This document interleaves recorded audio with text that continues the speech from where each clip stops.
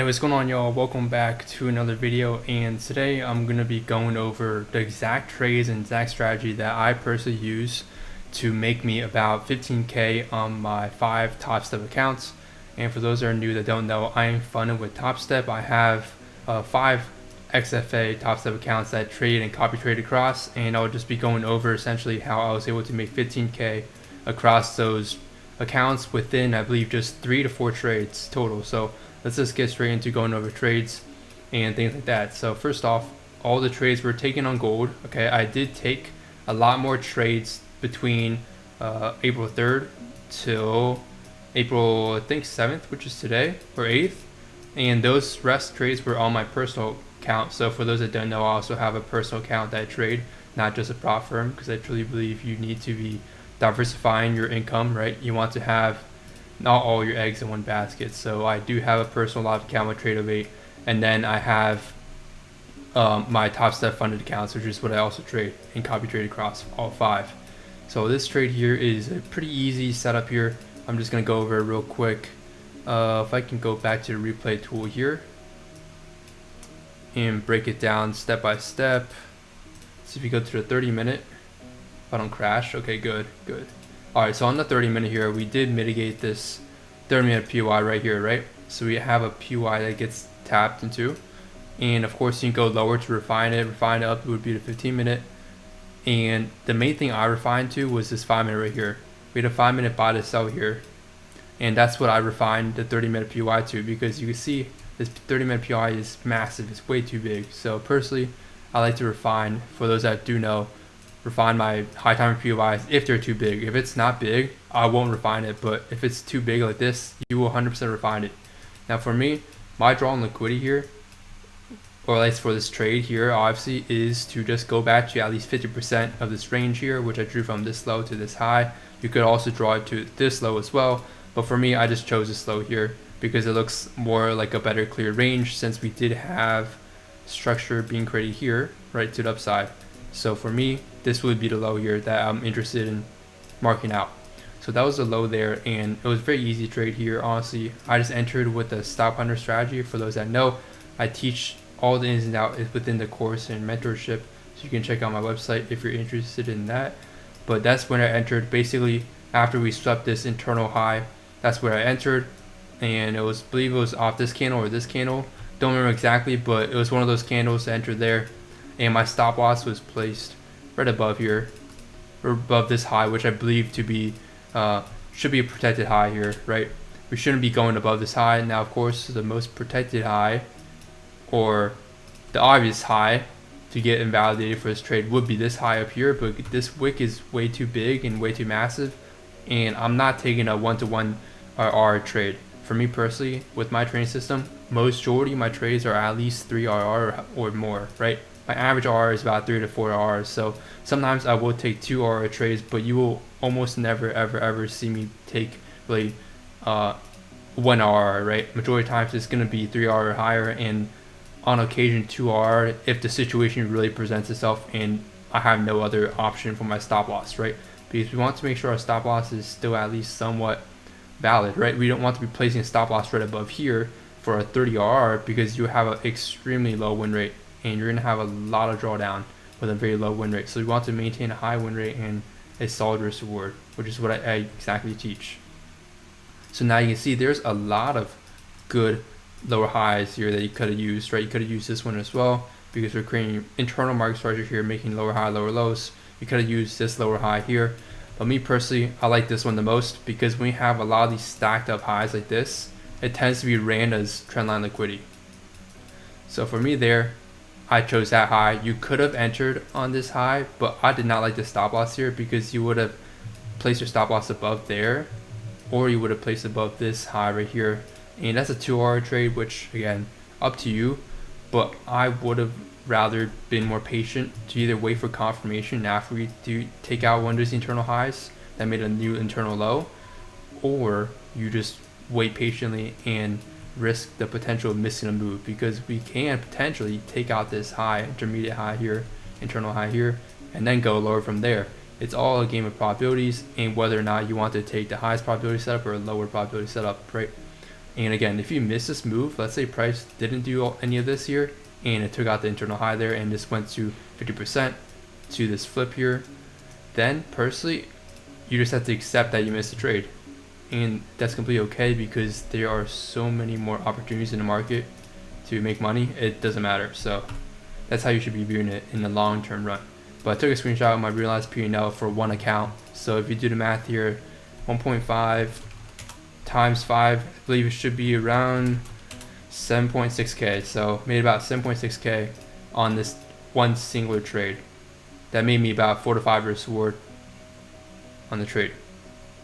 So I entered there, and you can see play out. If I should probably make it 1 candle per second. Nah, that's a little too slow. Alright, the point is, you can see the trade eventually played out, and we did not even come back to the potential break-even area either. So trade was completely safe there, right? Depending on where you want to break even, some people break even at 1-to-1 risk reward, other people break even at internal breaks of structure, which would have been here, and other people don't break even. So it depends on what your system is. For me personally, I teach a few break-even systems within the course and mentorship that my students like using, and it does improve your win rate about 10%, which is a very big difference. 10% is substantial if you look at it from an expected value statistical perspective. So here is basically the trade. You know, it didn't take too long, and just hit my TP. This trade lasted about 30 minutes, which is my average winning trade duration. So it was a good trade overall. Now, yes, honestly, I had this low, I think it was this low here, marked out as my high time frame draw on liquidity. And I even sent this trade out also to the Discord. If you're in the Discord server is completely free, but the trading group is not free. That is paid. And you get that within the advanced course or the one-on-one mentorship. But you can see the reason why my draw on liquidity here was lower was because, where is this draw on liquidity? Was because we didn't go rebalance this range here, this higher time frame range here. All this here is a lower time frame range, and we have a higher time frame range. So understanding price fractally is very important. So if you go in the 30-minute, this is essentially like a 30-minute range here, right? Or even you can even consider a 1 hour range, whatever you want to consider it. It's a 30-minute 1 hour range, and all this here is basically a 5-minute range being created, right? And on the 1 minute, there'll be an external 1 minute range. So my high time draw on liquidity, using those high time frames, the 30-minute, 1 hour, my liquidity draw was lower. This was just a QM model here. I teach the QM model within a course, so if you know, you know, right? We take an internal continuation, that's lower time frame external structure, and then after 2 to 3 breaks, typically we continue lower to the real draw on liquidity. So that's what we have in here.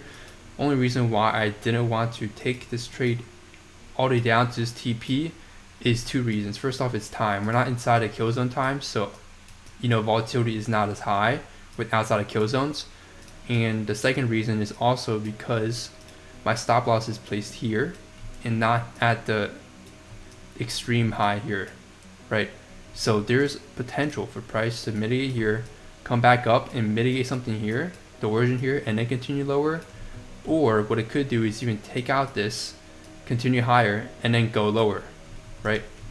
So I wasn't comfortable personally just holding for that far of a TP, even though I know that's my high time frame draw liquidity. What I'd like to rather do is TP here, secure my 4R, 5R. If I get a trade back to the origin, taking out this inducement, then we can get another trade here, which can be a killer trade.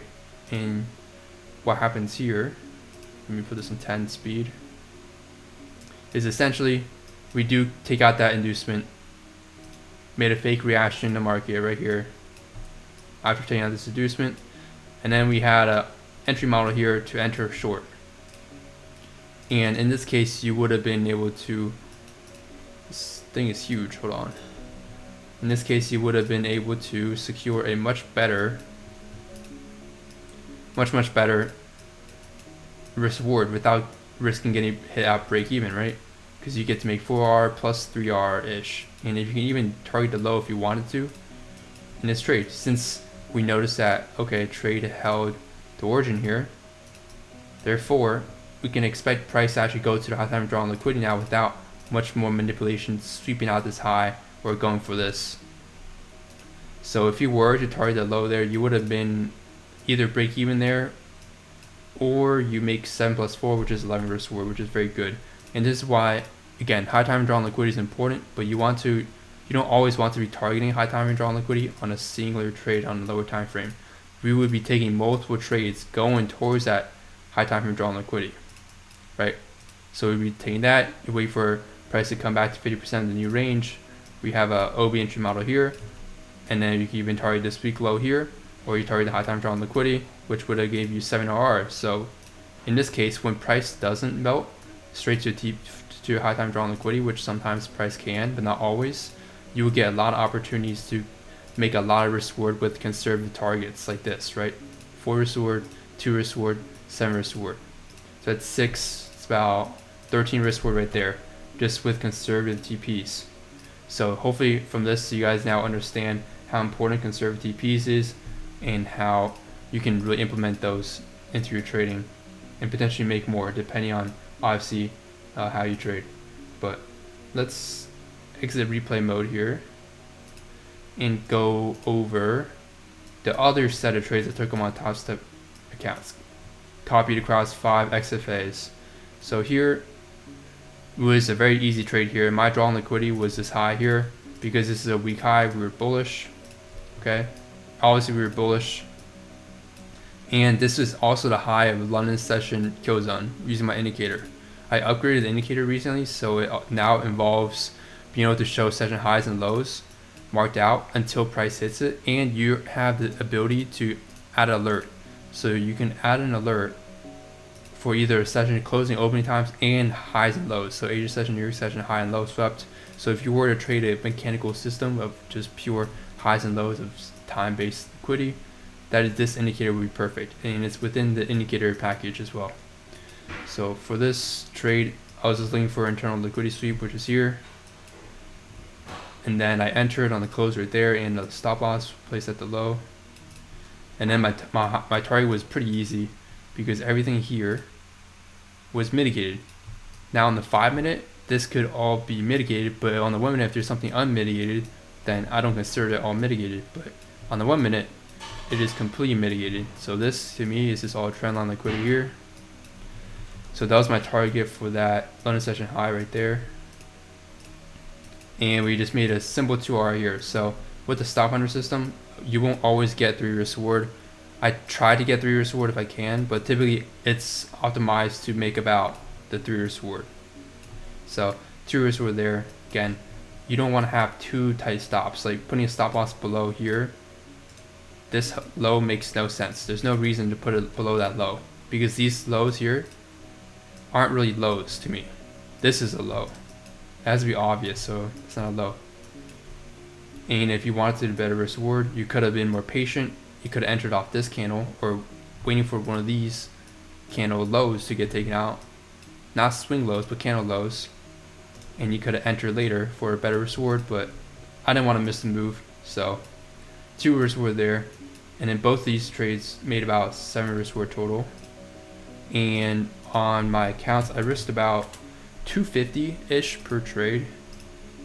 So do that times 5 and times the risk reward. So this was about 1598 times 5 accounts, so about 8K here, so 8K plus 7K, so basically about 15K across 5 accounts.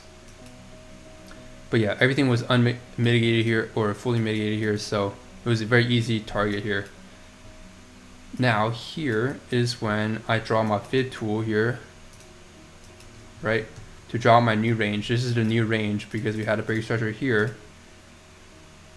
So we have a new range, and you can see price obviously mitigated this here on the 15 minute. This is our new range. And after taking out London session high, that's a very big area of liquidity. There's tons of orders there. I waited for entry confirmation to trade a retracement. Remember, this here is a retracement trade. And the reason why it's a retracement trade is because, well, obviously we're going against the external trend currently. The external trend currently is trying to go higher, right? So we took a OB entry model here, and it was about 5.6 R risk reward. What was my TP? I saw all this trend line liquidity, which is all fully mitigated, and I TP'd at this low here. You could have TP'd. The better TP would have been here. Had this flip here, right underneath trendline liquidity. But there's times where I've seen us take out trendline liquidity or one of the lows in trendline liquidity and just completely reverse. And don't forget, we're counter trend, so you want a more conservative TP. So that was my trade there for 5 Sword. And again, this is 15K across my 5 Topstep accounts. So that's basically it for this trade recap. Hopefully you guys did learn a lot. And yeah, if you want more information, you can check out the Discord group, which is completely free, by the way, or the mentorship and course. So I'll see you guys in there.